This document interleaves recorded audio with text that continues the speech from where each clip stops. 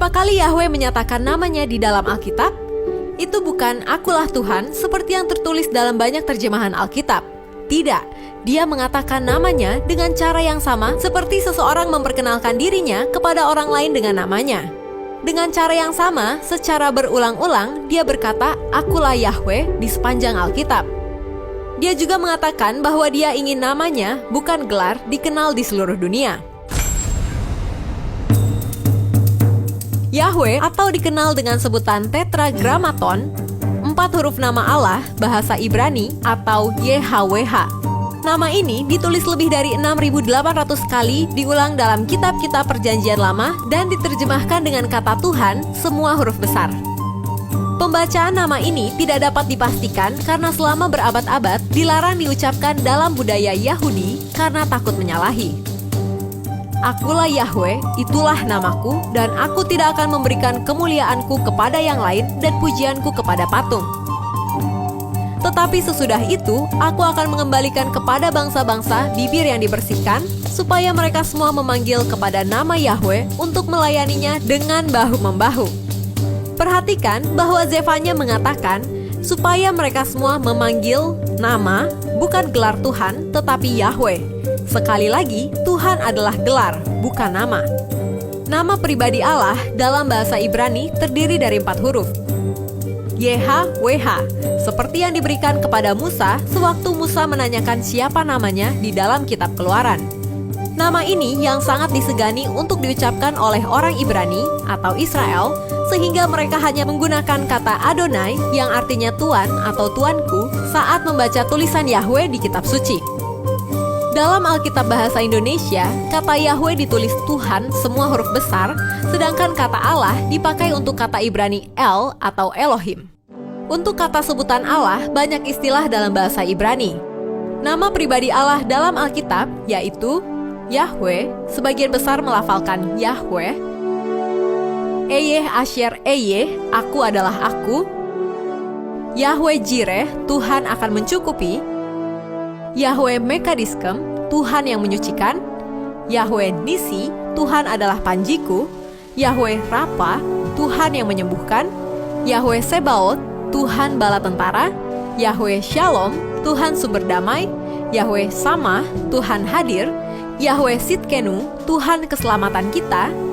Yah atau Yahweh, aku, Tuhan yang tidak pernah berubah, Tuhan yang swaada. Adonai dapat berarti Allah yang perkasa dalam bahasa Indonesia. Sebagai gantinya kata Yahweh diucapkan Adonai yang berarti Tuan atau Tuhan. El dapat berarti Allah yang kuat dalam bahasa Indonesia. Elohim dapat berarti Sang Pencipta yang Maha Kuasa dalam bahasa Indonesia.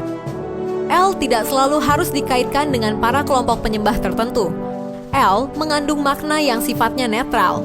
El bukanlah sebuah nama, tetapi El menunjuk pada kuasa supranatural yang impersonal, yaitu suatu kekuasaan yang ilahi.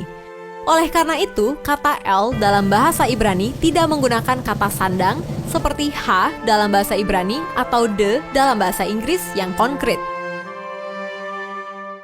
Ehyeh, aku adalah aku, versi Ibrani modern untuk Ehyeh Asher Ehyeh. Elohei Avraham, Elohei Yitzhak, Wei Elohei Yaakov, Allah Abraham, Allah Ishak, dan Allah Yakub. El Hagibor, Allah Sang Pahlawan atau Allah yang kuat. Emet, kebenaran. Insof, tak berakhir, tak terhingga. Nama kabalistik untuk Allah. Ro'eh Yisrael, Gembala Israel. Hakados Baruch Hu, yang kudus diberkatilah dia. Kados Israel, yang kudus dari Israel.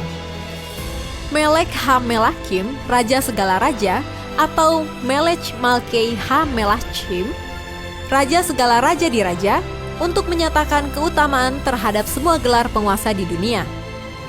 Makom atau Hamakom, harafiah tempat itu, artinya maha ada, omnipresent. Magen Avraham, perisai dari Abraham. Ribono Shel Olam, penguasa semesta. Yahweh Yireh atau Yehuwah Yireh, Tuhan akan menyediakan.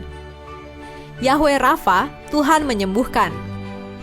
Yahweh Nissi atau Yehuwah Nissi, Tuhan panji-panji kita. Yahweh Shalom, Tuhan kedamaian kita. Yahweh Ra'ah, Tuhan gembalaku. Yahweh Sidkenu, Tuhan kebajikan kita. Yahweh Syamah atau Yehuwah Syamah, Tuhan hadir. Zur Israel, batu karang dari Israel. Dari sekian nama, gelar atau gambaran tentang Allah dalam Perjanjian Lama, ada 3 kata dasar utama, yakni El, Elohim, dan Yahweh atau Yehovah, adalah perlu dari awal memahami arti ketiga nama itu dan hubungannya satu dengan yang lain. Ulangan 5 ayat 9 mencatat, Aku, Tuhan, Yahweh, Allahmu, Elohim, adalah Allah, El, yang cemburu. Atau Kejadian 31 ayat 13, Allah, El, yang di Betel. Karena itu, Yahweh berbeda dari Elohim, nama diri seorang pribadi meskipun oknum tersebut adalah Allah. Misalnya, seseorang bernama Tono dengan gelar seorang kepala sekolah. Dalam hal ini, menunjukkan Allah sebagai seorang pribadi dan dengan demikian mempertemukan Allah dengan tokoh-tokoh manusia dalam suatu hubungan, membawa Allah dekat kepada manusia, dan ia berbicara kepada para bapak leluhur sebagai teman terhadap yang lain. Yesus tidak menggunakan bahasa Ibrani melainkan Yunani dan Aram, dan di atas kayu salib, ia memanggil Bapa dengan nama El atau Elo yang adalah bahasa Aram. Dalam simbol piktogram Ibrani kuno, nama Yahweh atau Yod-He-Waw-He dituliskan sebagai berikut. Yod memiliki arti lengan atau tangan atau bekerja. He memiliki arti lihat. Waw atau Vav memiliki arti paku atau pasak. Dibaca, tangan, lihatlah, paku, lihatlah. Yang menarik, jika dibaca dari kiri ke kanan seperti cara kita membaca, terbaca, lihat paku, lihat tangan. Jadi, nama Elohim kita Yahweh berbicara tentang tangan dan paku. Jadi, sejak awal permulaan sebelumnya, Yahweh sudah mengirimkan pesan di dalam namanya kepada manusia bahwa pada suatu waktu akan ada tangan yang terpaku. Jadi, bagaimana kita memanggil nama Tuhan? Seperti di Perjanjian Lama atau ada yang lain?